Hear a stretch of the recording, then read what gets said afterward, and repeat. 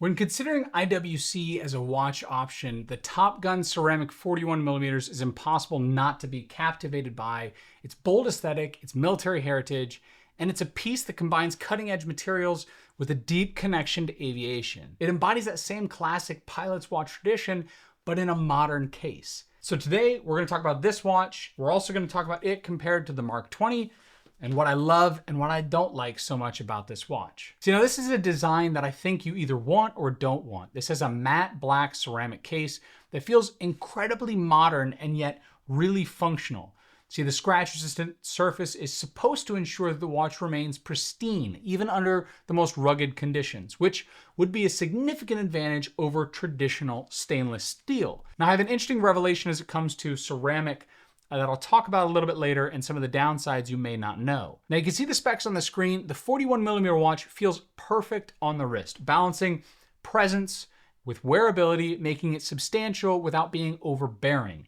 The black on black look is paired with white indices and white hands, which pop against the dark background. The white hands are even rimmed in a black paint, providing excellent legibility. See, on contrast, the IWC Mark 20 is rooted in more of a conventional pilot's watch design. See, its stainless steel case, clean dial layout, carry forward the legacy of IWC's iconic Mark series line that dates back to the 1940s. The Mark 20, with its 40mm case, is slightly smaller than the Top Gun, but they both feel essentially the same on my wrist, so I wouldn't let that dissuade you. In fact, the black case here makes it look smaller than the Mark 20, despite what calipers may read out to. What's funny here is that this is actually the watch I planned to purchase, but instead I bought this Mark 20. And I'll explain exactly why I went through that logic, probably in my Mark 20 review, but I'll highlight a few of the differences here today. Now, there are huge advantages to something like this Top Gun outside of just general size and wearability. I first realized about this watch's existence from Gordon Ramsay, who wears IWC like crazy, including a Top Gun ceramic version of this. See, the reason why I liked this watch and wanted to purchase this is because of that difference between scratch resistance of stainless steel versus ceramic. And see, here comes the interesting part. So ceramic is not supposed to scratch. That's the theory that everyone knows. That's what we're all told. But I started seeing on forums a lot of questions about, like, is this watch scratching? What is this? And if you look at eBay listings of other ceramic IWC watches, you see marks all over the watches, especially on these black cases. And the question is why? Like, are they scratching or are they not? So I went down the rabbit hole. Now, ceramic as a baseline is a zirconium dioxide or zirconium oxide. It means the same thing, which is basically another name for zirconia, which, if you know anything about cubic zirconias, that's the crystalline form version of the same thing. It starts as a powder and then is sintered into the shape, which is then drilled down or milled down into its final form. Now, the big thing that's different between IWC's ceramic and someone like Omega's ceramic is the polishing after. So IWC's watches are matte and have this slightly rough texture to them. What you have is a little bit more like this image here, which you can see ceramic itself is going to have some ridges where things can get in. And so what you end up with is the scratching isn't actually happening on the ceramic. The ceramic itself isn't scratching. What's happening is objects that are coming in contact with the ceramic are leaving metal deposits in the divots of the ceramic itself. And so while Omega will come back through and, let's say, polish it on something like their gray side of the moon, so there's less of these divots or areas where there's rough parts of the ceramic, and so it's harder for metal to deposit there. You don't notice scratches as much as you do on something like IWC. I even went down the rabbit hole to find this brochure from Omega on how to service ceramic watches, because you do need different tools or different techniques to avoid breaking them, since while harder to scratch resistance, they are then more brittle as a byproduct.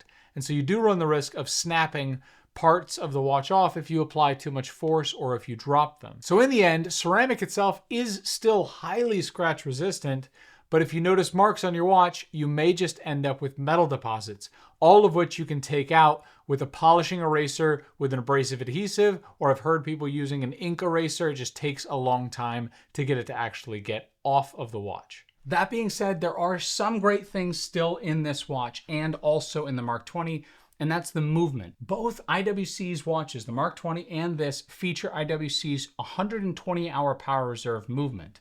which, while its base may be some ETA for all I can tell, the fact that it has that extra benefit of a 5-day power reserve without even stating it anywhere on the watch, I think is a fantastic improvement and something that people don't typically talk about when it relates to IWC. It also features a soft inner iron case, which is why it doesn't have an open case back or sapphire see-through case back, which protects the movement from magnetic fields. It's a practical nod to the demands placed on military timepieces back in the day. Also, one of the huge benefits to the watch that I have on my wrist here and the Mark 20 is their Easy X Exchange bracelet system, whatever you want to call it, where you essentially are allowed to keep a spring bar in place, meaning you can use the watch with normal spring bars like a normal watch and put whatever strap you want on it. But if you want to use their system, you put their spring bar on and you can drop bracelets in. You can drop bracelets in, you can drop straps in, super easy on the fly whenever you want. When I do the Mark 20 review, I'll even talk about IWC's bracelet here, which I think is one of the best pieces of tech when it comes to a bracelet that I've seen, not just the Easy X Exchange system, but also the fact that you can on-the-fly adjustment without even taking it off your wrist, and the fact these links come in and out without even a screwdriver with just push buttons. So I think they've done a lot to engineer these watches beyond just the fact that the dial looks the same as it has for the longest time, and it still has a closed case back, but that's up to you. Now, the other thing I really like about this Top Gun watch is the strap here. While it has a ceramic buckle and a ceramic loops, you also have here a lot of leather reinforcements. You've got this tubular NATO on the outside, and on the other side, you have what basically feels like a suede, so like a felt. And so because of that, it stays really snug on your wrist. One of the things that's always a downside about fabric straps, especially textiles like NATO's, is the fact that the watch can slide around your wrist, because those are usually, because they're a polymer, really slick. And so they slide forward and back, which can cause some abrasiveness. The fact that it has this suede backing, I think, makes this one of the best NATO's that I've seen that isn't an elastic base, or I guess an adjustable.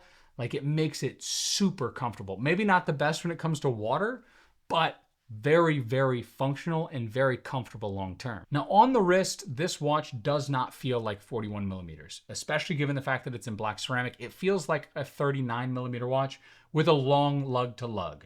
It feels a lot like a Hamilton khaki field mechanical with, again, slightly longer lug to lug than something you would find there. If you have a 6 3/4 inch wrist like me or bigger, then I don't think you're ever going to notice the difference between something like this and a khaki field mechanical.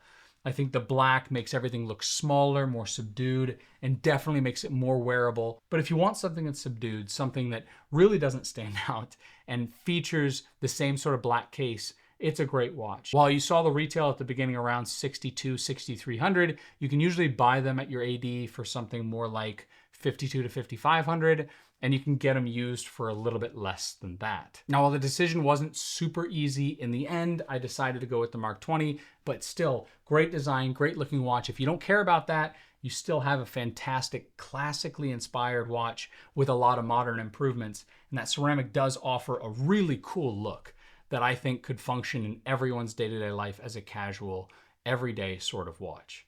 But what do you guys think about IWC, about the ceramic differences between them and Omega? Let me know in the comments below, and I'll see you in the next one. Take care.